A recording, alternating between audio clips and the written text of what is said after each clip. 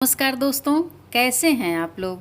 मुझे उम्मीद है आप लोग स्वस्थ और सुखी होंगे। दोस्तों, मेरे पास कुछ बहनों का कमेंट आया था कि इस वर्ष 2 मास लग रहा है, तो क्या 2 मास जब लगता है तो उस वर्ष व्रत को शुरू करना चाहिए या नहीं करना चाहिए। तो आइए आपको मैं बताती हूँ कि व्रत शुरू करना चाहिए या नहीं करना चाहिए, और नहीं करना चाहिए तो किन परिस्थितियों में नहीं करना चाहिए। कुछ व्रत पूजा अनुष्ठान ऐसा होता है जिसमें 2 मास की कोई भूमिका नहीं होती है, 2 मास को नहीं देखा जाता है। और कुछ व्रत पूजन ऐसे होते हैं जिसमें 2 मास को अगर आपके यहाँ की मान्यता है, आपके यहाँ की परंपरा है, रिवाज है, तो उसके अनुकूल आपको चलना चाहिए। जैसे मान लीजिए इस वर्ष जिसका विवाह हुआ हो और उसको तीज व्रत करना है, और उसके यहाँ की परंपरा ऐसी है कि अगर 2 मास लगता है तो वो नया व्रत कुछ नहीं शुरू करते हैं, तो उनको अपने मन की करनी चाहिए, उनका मन जो कहे। क्योंकि आप अपने से गवाह बढ़ के कुछ होता नहीं है। तो आपका अगर मन गवाही देता है तब आप व्रत को शुरू करें, अन्यथा न करें। लेकिन आप अपने मन की सुने। आपके यहाँ की मान्यता अगर ऐसा है, आपके जो बड़े हैं, आपकी सासू माता हैं या और लोग जो घर के बड़े सदस्य हैं, वो अगर ऐसा कहते हैं कि नहीं नहीं, हमारे यहाँ इस तरह की परंपरा नहीं है, हमारे यहाँ की मान्यता ऐसी नहीं है कि हमारे यहाँ व्रत शुरू होगा, तो आप नहीं कर सकते हैं। जैसे हम लोगों के यहाँ का कुछ इस तरह की मान्यता है कि अगर विवाह हुआ और उसके कुछ दिन के बाद, 1 महीने 2 महीने के बाद अगर तीज व्रत आया या सोमवती अमावस्या है या करवा चौथ है, कुछ भी है, तो उसमें ये हम नहीं देखेंगे कि आप 2 मास लगा है, लगने वाला है या लगा है। ऐसा कुछ नहीं है। हाँ, आपके परिवार में सब कुछ ठीक ठाक होना चाहिए, आप शुद्ध हों। अगर शुद्ध नहीं भी होते हैं तो उसमें क्या होता है कि आपको पूजन अर्चना नहीं करना होता है, आपको सीधे व्रत रह जाना होता है। लेकिन व्रत को करना है, हमारे यहाँ की परंपरा ऐसी है, तो हम इस परंपरा का निर्वहन करते हैं। और अगर मान लीजिए आपके यहाँ ऐसा है कि नहीं, हमारे यहाँ शुरू ही नहीं करते हैं, तो आप मत शुरू कीजिए। आप अपने मन की सुनिए, अपने आत्मा की सुनिए, अपने अंतर आत्मा की बात को सुनिए। अब जैसे मान लीजिए एक छोटा सा उदाहरण, एक छोटा सा सवाल आपसे है कि 2 मास लग रहा है और आप बेरोज़गार हैं, आप नौकरी के तलाश में हैं कि मुझे नौकरी मिल जाती, कोई रोज़गार मिल जाता तो बहुत अच्छा होता। तो क्या आपको रोज़गार मिल जाए या नौकरी मिल जाए तो क्या आप 2 मास में छोड़ देंगे? नहीं छोड़ेंगे।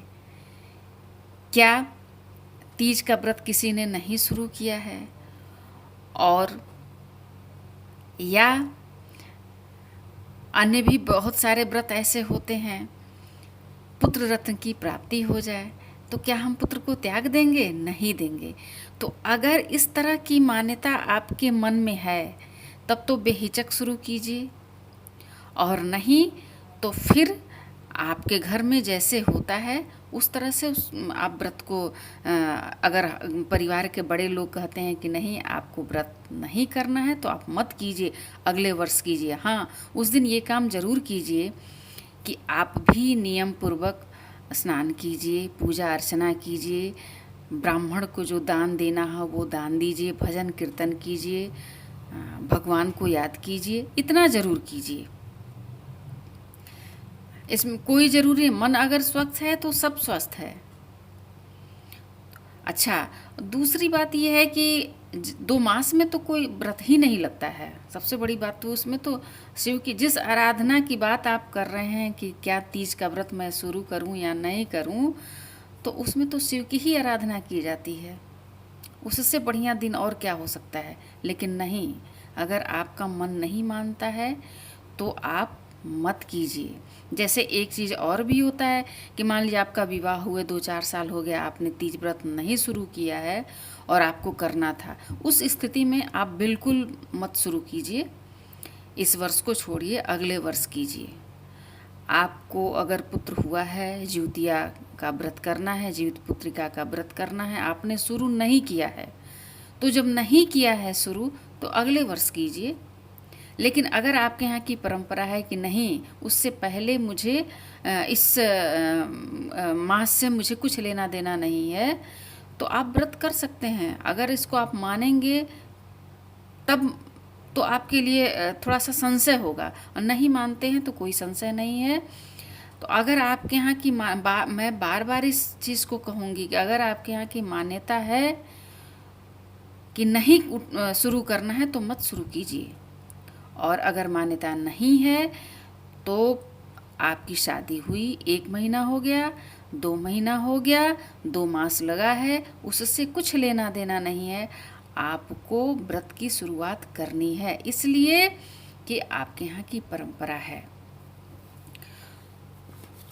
मन में संशय को लेकर के कोई अनुष्ठान या कोई पूजा अर्चना नहीं करना चाहिए। आप उस दिन अपने से बड़ों का आशीर्वाद लीजिए, शिव जी का कीर्तन भजन कीजिए, बहुत अच्छा होगा।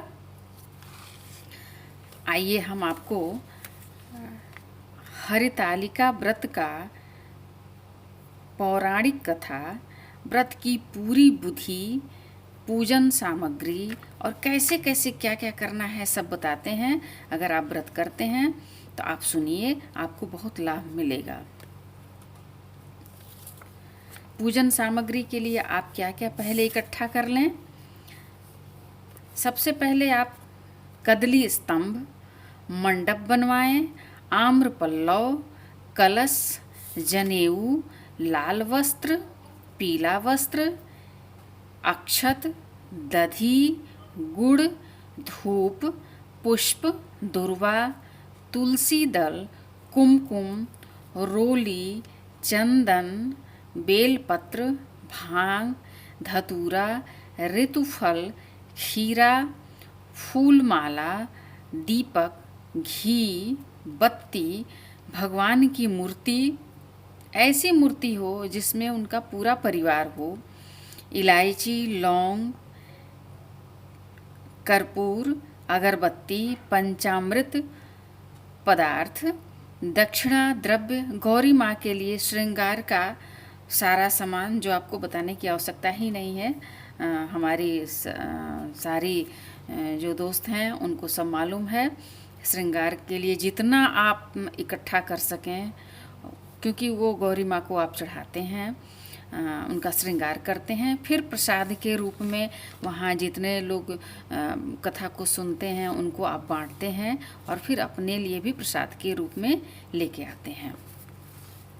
उसके बाद से आप व्रत विधान, व्रत को कैसे कैसे करना है, क्या क्या करना है, उससे पहले क्या करना है, आइए हम आपको बताते हैं। व्रत वाले दिन सूर्योदय से पहले ब्रह्म मुहूर्त में उठकर अपने नित्य कर्म से निवृत्त होवें तथा फिर किसी आचार्य को बुलवाकर भगवान का एकाग्र चित्त से पूजन करना चाहिए। श्रद्धापूर्वक पंचामृत से स्नान कराकर भगवान को नववेद अर्पण करें तथा समस्त पूजन की सामग्रियों से यथाविधि पूजन करें।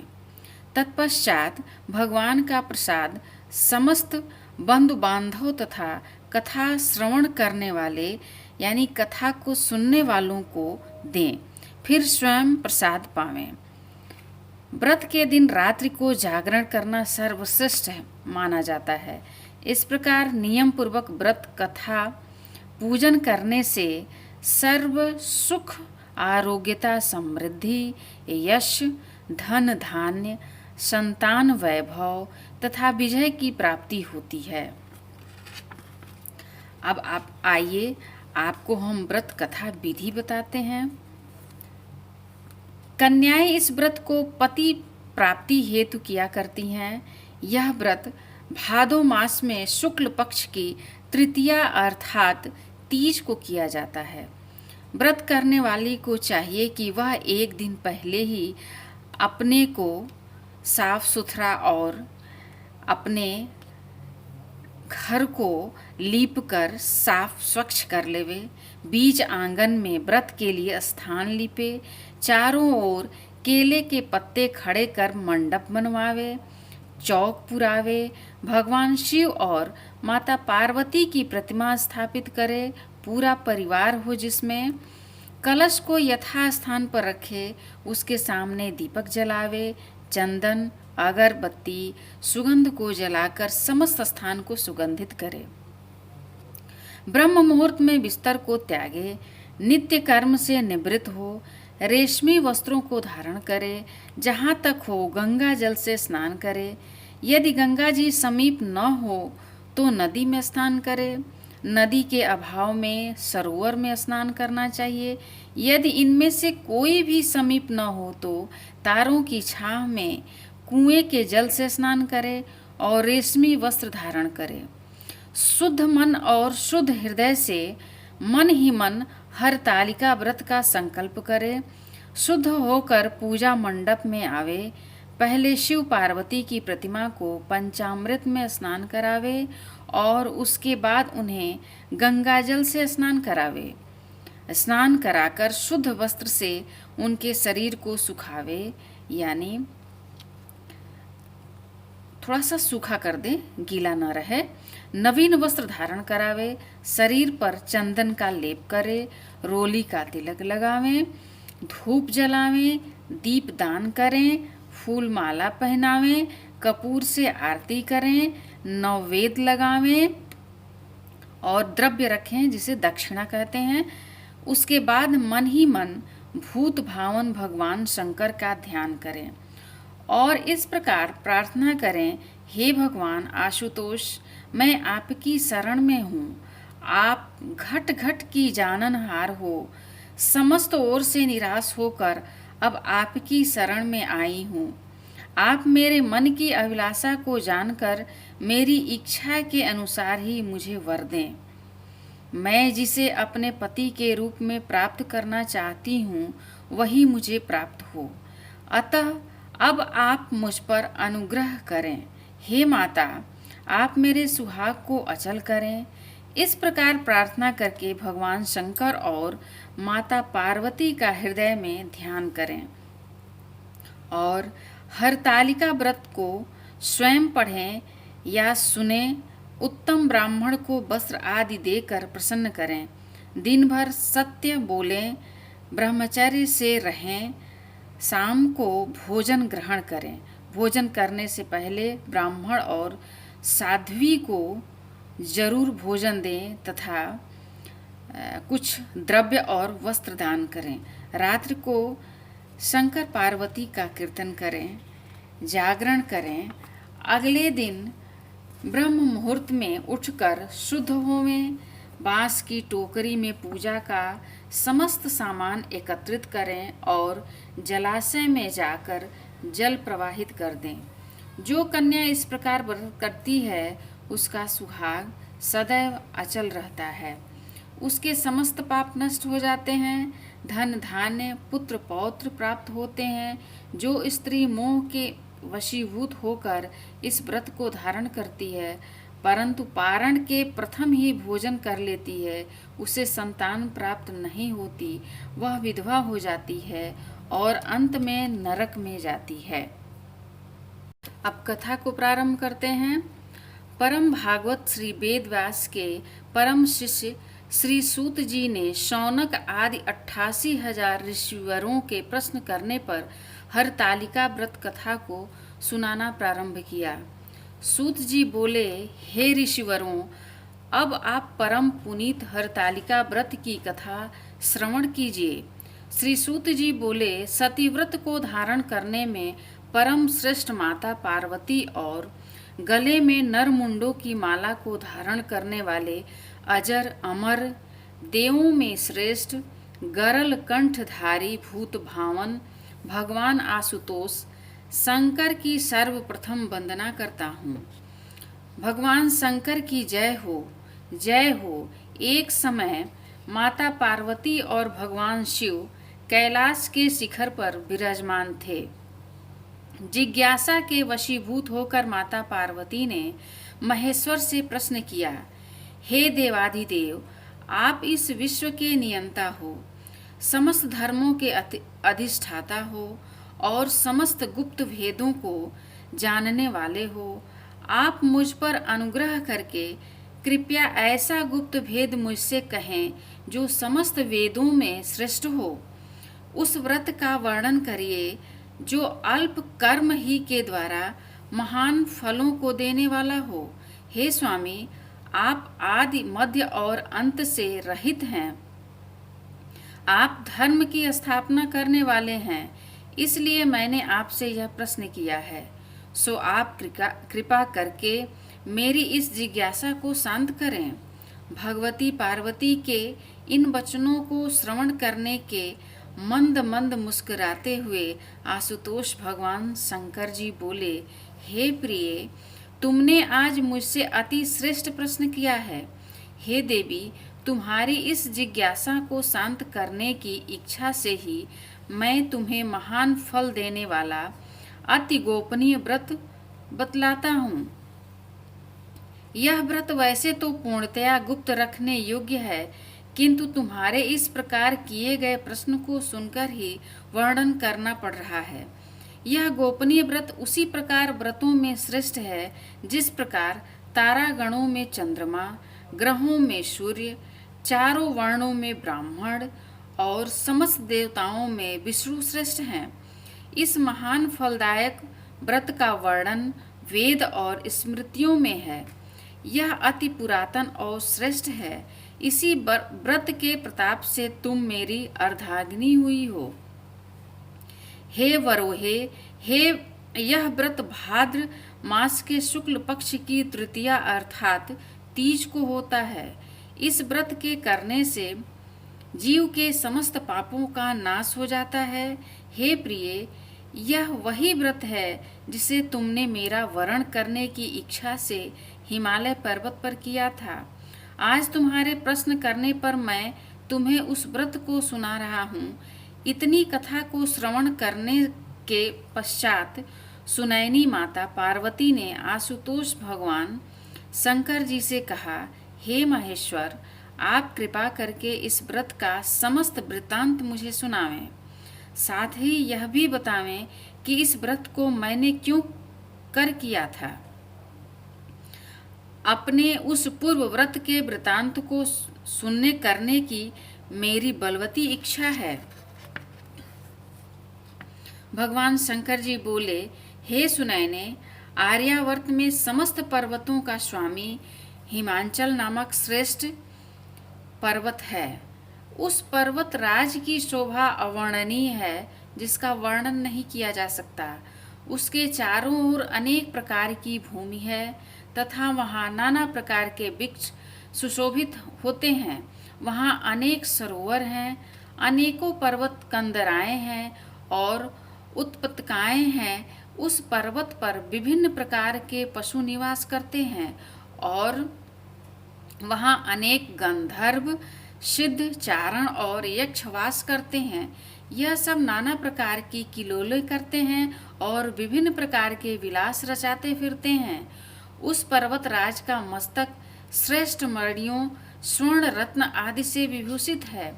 उसकी मित्रता आकाश से है और यही कारण है कि वह आकाश को अपने हाथों अर्थात शिखरों पर साधे रहता है। हिम से पूर्ति करने वाली परम गंगा जी की धारा अपनी कलकल ध्वनि करती हुई उसकी उत्पीठिका में बहती रहती है। हे बुराहे, उसी श्रेष्ठ पर्वत पर तुमने 12 वर्ष तक नीचे की ओर मुख करके तपस्या की थी। उस समय तुमने समस्त भोजन त्याग दिए थे और केवल धूम्रपान ही किया था। फिर उसी पर्वत शिखर के ऊपर तुमने 64 वर्ष तक केवल सूखे पत्तों को खाकर तपस्या की थी। तुमने कठिन से कठिन तप किया था। माघ के शीत मास में तुमने ठंडे जल में बैठकर तप किया था।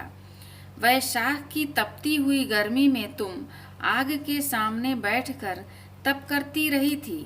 श्रावण के परम पुनीत मास में तुम आहार को त्याग कर बाहर जल में बैठी रहती थी। हे देवी, तुम्हारी इस कठिन तपस्या को देखकर तुम्हारे पिता पर्वतराज हिमाचल को चिंता हुई। वे मन ही मन दुखी हो गए। मन ही मन उन्होंने तुम्हारे विवाह की चिंता की। उसी समय नारद जी वहां आ निकले। नारद जी ने भी तुम्हारी तपस्या को देखा। कन्या के दुख से दुखी हिमालय ने नारद जी का यथेष्ट सम्मान किया और तब बोले, हे देवर्षि, आप इस समय किधर से आ रहे हैं? मैं अति भाग्यशाली हूँ जो आपने अपने पवित्र चरण कमलों से मेरे इस गृह को पवित्र कर दिया है। हिमालय के उन दिन वचनों को श्रवण करके नारद जी बोले, हे पर्वतराज, इस समय मैं विष्णु लोक से आ रहा हूँ। भगवान विष्णु को तुम्हारी पुत्री के इस महान तप का पता लग गया है। इसी कारण उन्होंने तुम्हारे पास यह संदेश लेकर भेजा है कि तुम अपनी कन्या को श्रेष्ठ वर को ही देना। वैसे तो तुम स्वयं ही जानते हो कि अखिल विश्व में भगवान विष्णु के समान कोई नहीं है। ब्रह्मा और शिव भी उनके समान नहीं है। इसलिए मेरी सम्मति तो यह है कि आप पार्वती का विवाह विष्णु के साथ ही करें तो उत्तम रहेगा। हिमाचल ने कहा, हे मुनि, यदि स्वयं भगवान विष्णु ही मेरी कन्या पार्वती को वरण करना चाहते हैं और इसी कारण उन्होंने आपको यहाँ भेजा है, तो इसमें उत्तम और क्या हो सकता है। मैं भगवान विष्णु को ही अपना कन्या दूंगा। हिमाचल के इस वचनों को सुनकर नारद जी आकाश मार्ग द्वारा चले गए। वे तुरंत ही पीताम्बरधारी, शंख चक्र गदा पद्म से विभूषित कमल नयन भगवान विष्णु के सम्मुख जाकर बोले, हे देव, आपके विवाह की चर्चा मैंने हिमवान से जाकर की थी और उन्होंने पार्वती का विवाह आपके साथ करना तय कर लिया है। नारद की इस बात को सुनकर भगवान विष्णु मुस्कुराकर चुप रहे। उधर हिमाचल ने अपनी पुत्री के पास जाकर कहा, हे पुत्री, तेरा विवाह समस्त देवताओं में श्रेष्ठ विष्णु से करना निश्चित किया है। अब तुझे प्रसन्न हो जाना चाहिए। पिता के इन वचनों को सुनकर पार्वती मूर्छित होकर पृथ्वी पर गिर पड़ी। जब उन्हें चेतना हुई तो वह अपनी प्रिय सखी के घर चली गईं। सखी ने जब पार्वती को इस प्रकार दुख से कातर देखा तो वह बोली, हे पार्वती, तेरा मन दुख से व्यथित क्यों हो रहा है? तुम मुझसे अपने हृदय की दशा का वर्णन क्यों नहीं करती? मैं अवश्य ही तेरा दुख दूर करने का उपाय सोचूंगी, करूंगी। सखी के इन शब्दों को सुनने के बाद पार्वती ने कहा, हे सखी, मेरे पिता ने नारद जी से कहा है कि वे मेरा विवाह भगवान विष्णु से करने को तैयार हैं, किंतु वास्तविक बात यह है कि मैं शंकर भगवान को अपना पति मान चुकी हूँ। यदि पिताजी विष्णु से मेरा विवाह रचाना चाहेंगे तो मैं अपने धर्म की रक्षा करने की इच्छा से अपने इस शरीर को अवश्य त्याग दूंगी। पार्वती के इन वचनों को सुनकर सखी ने विचार किया और तब वह बोली, पार्वती, तू अपने हृदय में दुख मत कर। मैं तुझे ऐसी युक्ति बताऊंगी जिसके द्वारा तेरा विवाह निश्चय ही शंकर जी से होगा, निश्चय ही शिव जी से होगा। तू मेरे साथ अपना घर त्याग कर वन को चल। मैं तुझे ऐसे गहन वन में ले चलूंगी जहाँ से तेरे पिता तुझे न पा सकेंगे। पार्वती जी ने अपनी सखी की उस सलाह को मान लिया और तब वह उनके साथ एक भयानक जंगल में जा पहुंची। हिमाचल को जब यह पता चला कि पार्वती घर से गायब हो गई है तो उन्होंने अपने मंत्रियों को, सरदारों को सलाह दी कि पार्वती की खोज में उसने चारों ओर दूत दौड़ा दिए, किंतु हिमाचल की समस्त चेष्टाएं बेकार हो गईं। पार्वती को वो लोग किसी भी प्रकार ढूंढ कर न ला सके। तब शोकातुर होकर हिमांचल मूर्छित होकर पृथ्वी पर गिर पड़े। हिमांचल के साथियों ने किसी प्रकार उनको धीरज बधाया। तब हिमांचल स्वयं पार्वती की खोज में निकल पड़े। वे वन वन भटकने लगे। उनको तन बदन की सुध तक नहीं रही। वे पार्वती की खोज करते हुए वनों में घूमने लगे। उधर पार्वती घर से निकलकर अपनी सखी के साथ एक बहुत बड़ी नदी के तट पर पहुंची। इसी नदी के तट पर आगे जाकर उन्होंने एक विशाल वन देखा। यह वन अति घना और भयानक था। नाना प्रकार के हिंसक पशु उस वन में वास करते थे। इसी वन में एक गुफा थी। पार्वती ने अपने सखी के साथ उस गुफा में रहना प्रारंभ कर दिया।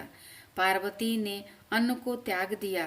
वहां उन्होंने भगवान शिव की एक रेत की प्रतिमा बनाई और उस प्रतिमा की आराधना करने लगी। उसी समय भादो मास की हस्त्र नक्षत्र युक्त तृतीया आ गई। पार्वती ने उस दिन भी शंकर जी का विधिवत पूजन किया, रात भर जागरण किया और शिव लीलाओं का वर्णन किया। पार्वती के उस महान तप को देखकर भगवान शंकर का सिंहासन हिल गया और उसी क्षण वे पार्वती के सम्मुख जाकर उपस्थित हो गए और बोले, हे वरानने, मैं तुझसे अति प्रसन्न हूँ, वर मांग। भगवान सदाशिव को अपने सम्मुख उपस्थित देखकर पार्वती का हृदय कमल सा खिल गया। मनचाहा वर मांगने की बात सुनकर पार्वती ने कहा, हे महेश्वर, यदि आप मुझ पर प्रसन्न हैं और वर देना चाहते हैं तो कृपा करके अपनी पत्नी के रूप में स्वीकार कीजिए। मन चाहे वर को देकर शंकर जी अपने निवास स्थान को लौट गए। उसके बाद ही हिमालय पार्वती को ढूंढते हुए उसी वन में जा पहुँचे जहाँ पार्वती अपनी सखी के साथ रह रही थी। उन्होंने दूर से दो कन्याओं को देखी। पास आने पर उन्होंने अपनी प्रिय पुत्री पार्वती को पहचान लिया। पार्वती को देखकर उसके पास पहुँचे और उसे हृदय से लगाकर विलाप करने लगे। उन्होंने कहा, हे पुत्री, तुम इस महाभयानक वन में इन हिंसक पशुओं के मध्य क्यों निवास कर रही हो? चलो अब घर चलो। पिता के वचनों को सुनकर पार्वती ने कहा, हे पिता, आज जब आपने मुझसे घर चले आने का कारण ही पूछा है तो आपको स्पष्ट बता देती हूँ कि मैंने तन मन से भगवान शिव को, भगवान शंकर को अपना पति मान रखा है। किंतु जब आपने मेरा विवाह विष्णु से करना तय कर लिया तो मैं अपने धर्म की रक्षा को करने के लिए इस वन में चली आई थी। पार्वती की बात सुनकर हिमांचल बोले, हे पुत्री, यदि तुमने भगवान सदाशिव को अपना पति स्वीकार कर लिया है तो इसमें मुझे तनिक भी आपत्ति नहीं है। तुम लौटकर घर चलो। मैं तुम्हारी इच्छा के विरुद्ध कोई भी काम नहीं करूँगा। पार्वती पिता के साथ घर लौटकर आई और तब हिमवान ने पार्वती का विवाह शिव जी के साथ कर दिया। सूत जी बोले, हे ऋषिवरों, इतनी कथा सुनाने के बाद भगवान सदाशिव ने माता पार्वती से कहा, हे वरोहे, उस व्रत के प्रताप से ही तुमने मुझे प्राप्त किया था। उस समय से अब तक मुझे किसी के आगे इस व्रत का प्रताप वर्णन करने का अवसर नहीं मिला था। आज वह गुप्त भेद मैंने तुम्हारे सामने वर्णन किया है। जगजननी पार्वती ने प्रश्न किया, हे भगवान, आप कृपा करके मुझे यह बताने का कष्ट करें कि इस व्रत का नाम हरतालिका व्रत किस प्रकार हुआ?